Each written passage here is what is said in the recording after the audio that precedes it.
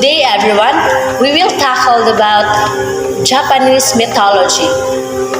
In Japanese mythology, Izanami and Izanagi are central deities often regarded as the creators of the Japanese islands and many gods.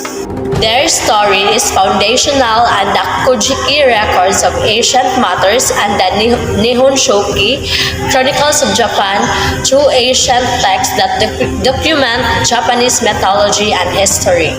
Izanami is she who invites and Izanagi, he who invites, are two of the most important deities in Japanese creation myths, often considered the progenitors of the Japanese mythology. Islands, many of the gods that inhabit them. They were born from the Kuto Amatsu Kami, the first gods, and their purpose was to shape the world and give birth to other gods. Izanagi and Izanami reflects the cyclical nature of life, creation, destruction, death, and rebirth. This myth is fundamental concept in many myths and religions, including Shinto, and underscores the beliefs that life and death are interconnected forces. Of Izanami and Izanagi is rich with themes of creation, death, and the eternal cycle of life, influencing both religious and cultural practices in Japan. Through their story, the Japanese people gained a deeper understanding of the natural world and the human condition and the balance between life and death. I'm going to discuss Amaterasu, Susanoo, and Tsukuyomi. First is Amaterasu, the sun goddess born from Izanagi's left eye. Amaterasu, often regarded as the most revered deity in Shinto, and the symbol of the emperor's divine lineage, is the goddess of the sun. She represents light, life, and order, and her influence extends over the heavens. Second is Tsukuyomi, the moon god. Tsukuyomi is the god of the moon and is born when Izanagi washes his right eye. Tsukuyomi's relationship with Amaterasu is sometimes repetitive, as is trained especially in certain myths, where he kills the food goddess Yuki Muchi, which leads to Amaterasu's anger. And the last is Susanoo, the storm god, born from Izanagi's nose. Susanoo, the god of the sea and storms, is characterized by his wild, unpredictable nature, known for his shouts and destructive tendencies. Susanoo, both a hero and a troublemaker, is often portrayed as headstrong and impulsive, with a deep connection to the ocean and storm. Izanami, Izanagi, and their divine children have had a lasting impact on Japanese culture. These myths have influenced not only the religious practices but also art. So, sabot, kanang mga istorya sa Izanami, Izanagi, yung mga divine children, balaan, kay nag-last ang impact sa tuwang sa Japanese culture sa panahon sa mga Hapon.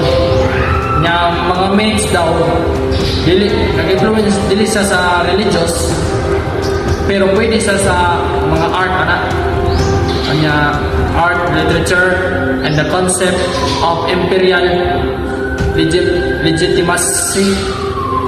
The belief that Japan's emperor is a descendant of Amaterasu connects the imperial fatality to the divine, making the emperor a symbolic figure representing the unity of between heaven and earth. So, unity siya sa kunin ng symbolic o simbolo sa pagkiusa ang yuta o na langit.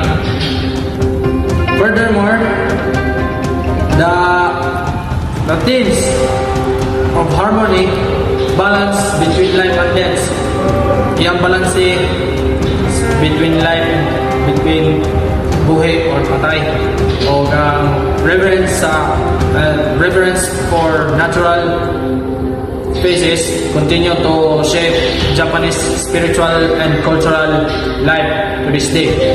His death and descent to Yomi.